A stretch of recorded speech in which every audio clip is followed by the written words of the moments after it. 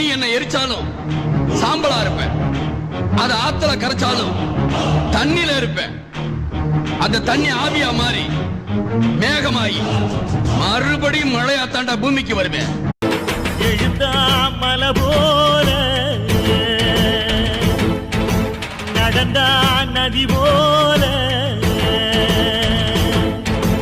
எழுந்தா மலை போல நடந்தா நதி போல, அந்த ஆகாயம் போல எண்ணாம கொடுக்கும் பொன்னார மனசு இருக்கும்.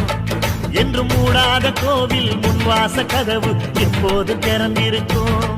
அந்த வெட்டருவாம் மீசைக்குத்தான் எட்டூரும் பணிஞ்சிருக்கும். அவ தொட்டு தந்த நெல்லுமணி முப்போக விளைஞ்சிருக்கும்.